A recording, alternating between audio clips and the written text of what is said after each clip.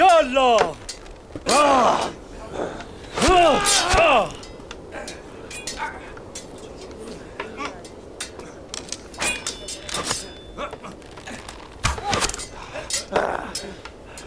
या अल्लाह!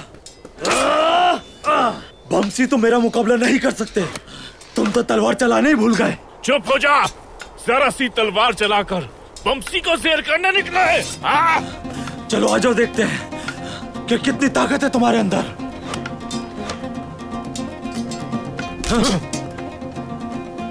आज तो इनका रूप ही अलग है। शाबाश बमसी।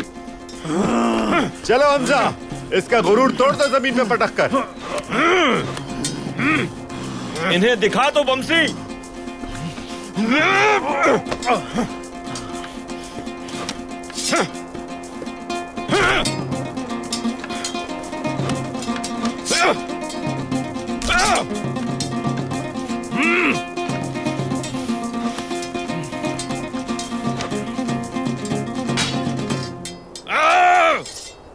हलब में बसने का ख्याल मेरे जहन में आया था।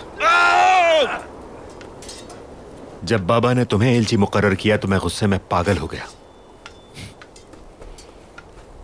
आप मेरी हालत देखते उस वक्त, उस बच्चे जैसा महसूस कर रहा था खुद को जिसने बड़े भाई का खिलौना चुरा लिया।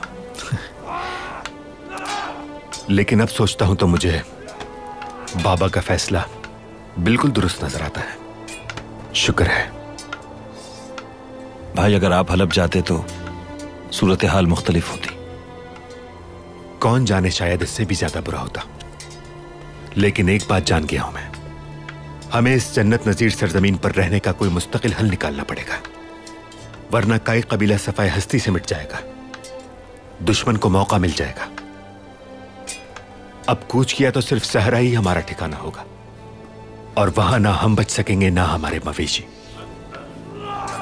हमें हर हाल में इन सलेबियों या जो कुछ भी इन्हें कहा जाता है उनसे बहादुरी के साथ निपटना होगा।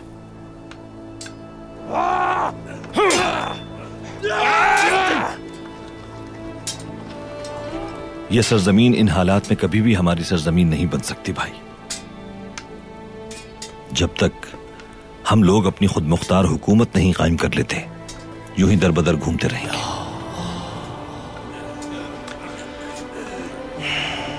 हमें सलेबियों की उन तमाम साजिशों का तोड़ करना है जिसका शिकार सिर्फ हम नहीं, पूरी उम्मत मुस्लिमा है। लेकिन कैसे हो गई है?